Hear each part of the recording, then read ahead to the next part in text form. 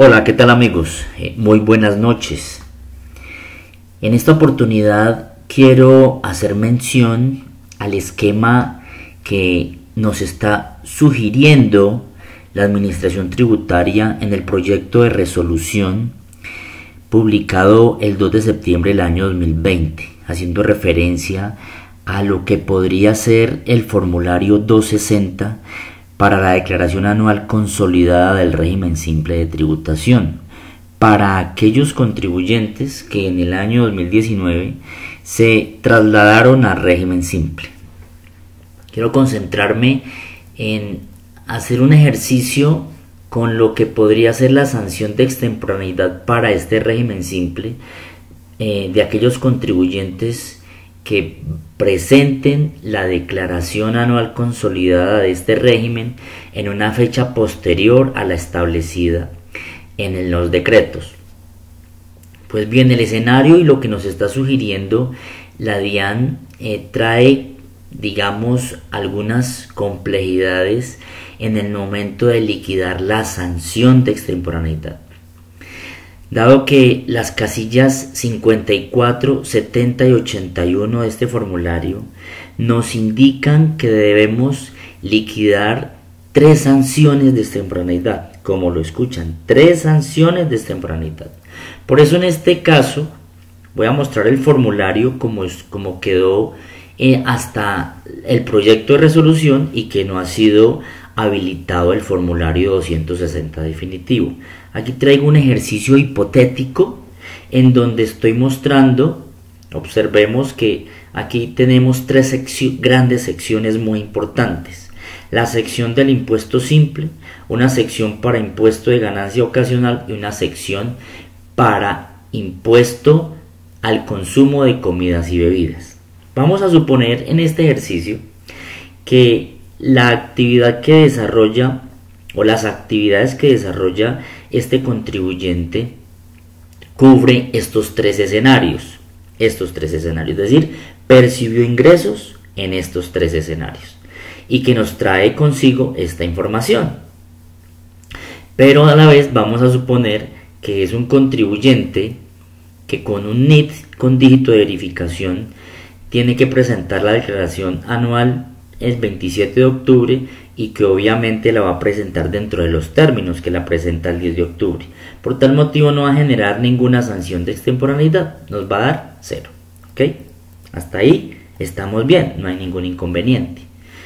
Vamos a presentar una sanción en una fecha posterior y digamos que la declaración anual consolidada, este contribuyente la va a presentar en el mes de noviembre. Como la presenta en el mes de noviembre, pues no tenemos inconvenientes porque el instructivo nos sugiere que debemos hacer, que para la sanción de extemporaneidad, observemos que hay sanción extemporánea en esta sección y en esta sección, es decir, que tendríamos que liquidar sanción extemporánea para el impuesto simple, para las ganancias ocasionales y para el impuesto al consumo de comidas y bebidas, algo que es, en este caso, en esta declaración se vuelve un poco complejo, por lo que voy a explicar a continuación.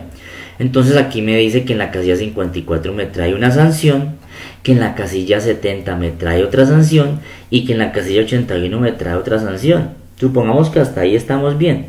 ¿Por qué? Porque en el momento en que vamos a liquidar la sanción, en el primer inciso de esa casilla, en la primera parte de esas casillas, instructivo de las casillas 54, 70 y 81, nos dice que debemos hacer la liquidación conforme como lo señalan los artículos 641 y 642. Y recordemos que ese artículo nos lleva a un escenario donde debemos evaluar 3 alternativas, que en el caso donde no haya un impuesto a cargo, como lo señala allí en sus diferentes incisos, que si no hay impuesto a cargo que tome los ingresos brutos y que en caso contrario tome el patrimonio líquido del año anterior. Y aquí es donde podemos quedar en cursos en algún tipo de error, por lo siguiente. ¿En qué caso? En el caso del patrimonio líquido del año anterior, por lo siguiente. Ya les mostré el escenario donde nos genera una sanción de extemporaneidad en cada sección, tanto en impuesto simple, como en ganancia ocasional, como en impuesto al consumo de comidas y bebidas. Hasta ahí no hay ningún inconveniente. El contribuyente presentó la declaración en una fecha posterior, por tal motivo liquida una sanción de extemporaneidad en cada una de las casillas. Y como lo indica en ese instructivo, dice que también debemos calcular una sanción mínima proporcionada, es decir, que si la sumatoria de esas tres sanciones llegasen a ser inferiores a lo que es la sanción mínima para el año 2020, que corresponde al valor de la VT de 35.607 multiplicado por 10, que nos da un resultado de 356.000. Si llegase a esa sumatoria de esas tres sanciones, llegase a ser inferior, entonces nos dice que debemos tomar lo que sería la proporción, calcular la proporción de cada sanción con relación al total de esa sanción inicial, es decir, de la sumatoria, y que esa proporción se la calculemos a lo que sería la sanción mínima. En este caso, pues como la sanción total nos da un valor superior de 3.370.000, pues no tendríamos que hacerlo. Pero realmente lo que es realmente complejo no es eso. Lo que es realmente complejo es en el evento. Observemos que de qué manera liquidamos el impuesto, teniendo en cuenta. En el impuesto simple vamos a tener en cuenta el impuesto neto de la casilla 49, y si no existiera saldo acá, deberíamos tomar el ingreso de la casilla 40. Y en caso contrario, que tampoco hubiera saldo, pues sería muy difícil no tener ingreso, a no ser de que el contribuyente durante el año 2019 se inscribió en el simple y no generó ingresos, no tuvo operaciones para generar ingresos, y que en ese caso entonces no generó nada. Por tal motivo lo llevaría a liquidar una sanción con base en el patrimonio líquido del año anterior. Hasta ahí, ok. Y que en el caso de las ganancias ocasionales debería tomar el impuesto neto de la casilla 66, y que si no tiene impuesto neto en la casilla 66 debería tomar entonces el ingreso de la casilla 60, y que supuestamente entonces, si no es así, debería tomar el patrimonio líquido, siguiendo las directrices obviamente de lo que establece el artículo 641 y 642, toda vez que el instructivo nos está mandando o nos está sugiriendo que lo hagamos de esa manera. Y en el caso del impuesto al consumo de comidas y bebidas, sería tomar o la casilla 77 del impuesto al consumo, o la casilla 76 del ingreso grabado. Entonces, el inconveniente o la complejidad que yo considero o que yo identifico es la siguiente: ¿qué pasa si esta persona durante el año no perteneció o no desarrolló la actividad para generar un impuesto al consumo? ¿Qué pasa allí? Miremos entonces acá. Vamos a quitar este valor de acá, y lo mismo vamos a ir a ganancias ocasionales. Supuestamente el contribuyente vendió un activo que le generó un impuesto de ganancia ocasional, y vamos a borrar toda esta información. ¿Ya? Nos vamos acá, nos vamos al formulario, no tenemos los valores bases para liquidar esa sanción, teniendo en cuenta que se presentó en una fecha posterior, sin importar que posiblemente quede excluido si supera el mes de retardo, presumiblemente quede excluido, como lo establece el artículo 914 del Estatuto Tributario, excluido por incumplimiento.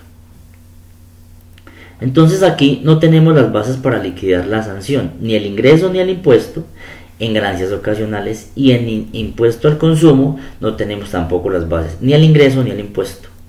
Entonces, si yo no desarrollo la actividad de impuesto al consumo, si yo no generé ningún ingreso para tener que pagar un impuesto de ganancia ocasional, ¿sí? Entonces, ¿qué significa? que me estaría llevando. Aquí observemos las tres secciones. En la sanción de extemporaneidad tenemos la liquidación. Aquí esta plantilla liquida de manera independiente automáticamente todo. En el impuesto simple me dice que lo va a liquidar sobre el impuesto neto, que son 35.610.000. Vámonos a la casilla 49 y son 35.610.000. En el impuesto de ganancia ocasional, como no generó ingresos en ganancias ocasionales, motivo por el cual no hay bases ni como impuesto ni como ingreso, pero como el artículo 641 establece que si no hay ninguna de las dos, dice que entonces debemos tomarlo con base en el patrimonio líquido año anterior. Lo mismo para el impuesto nacional al consumo.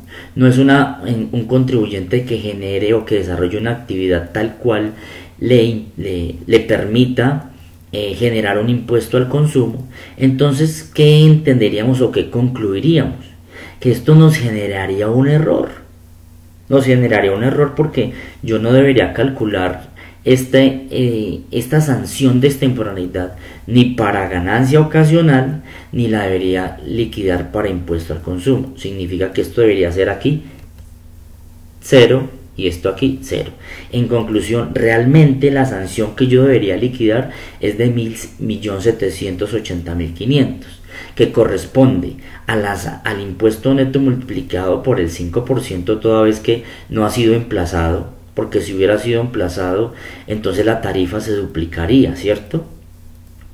Siendo así las cosas, observamos que entonces como la fecha de vencimiento era el 27 de octubre y la está presentando el 10 de noviembre, pues por fracción de mes le está cobrando y le genera una sanción de 1.780.500 a pagar. Pero no veo procedente realmente el hecho de que si yo no tengo ingresos en esta sección y yo no tengo ingresos en esta otra sección, tener que pagar una sanción precisamente por lo que indican el instructivo de esas casillas 81 y esas casillas 70 en cuanto a ganancias ocasionales e impuesto nacional al consumo. No veo viable esa parte. Entonces, pues, con base en este video, ustedes pueden observar que realmente no debería ser así. Ahora, ya para terminar el video, observamos aquí, por ejemplo, en la estructura que presenta el proyecto de resolución del formulario 260 para la declaración anual consolidada de los contribuyentes adscritos o inscritos en el régimen simple en el año 2019, que no traemos una casilla para el saldo a favor que yo me debería tomar, o sea, en el siguiente año. Es decir, si bien este año no lo puedo tomar porque es el primer año que voy a declarar, tampoco el siguiente año van a poder eliminar esta casilla 51. ¿Por qué? Porque los que se hayan inscrito en el año 2020 muy seguramente puedan tener anticipo de renta de quienes declararon en el año 2019 y que se inscribieron en el año 2020, poder arrastrar ese anticipo de renta para efectos de la declaración anual consolidada del año 2020.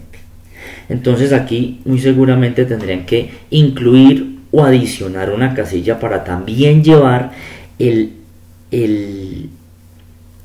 saldo que yo traigo de la declaración anual consolidada anterior, un saldo a favor.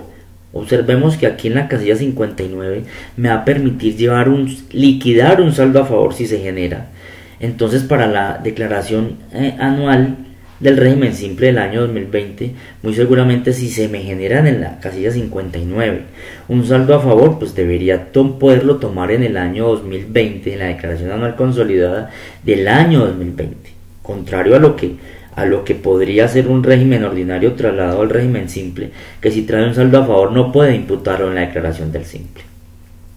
Entonces juzguen ustedes, de acuerdo a este análisis que hacemos, observamos esta pequeña complejidad, en este caso, en la liquidación de la sanción de extemporaneidad en el régimen simple. Una feliz noche.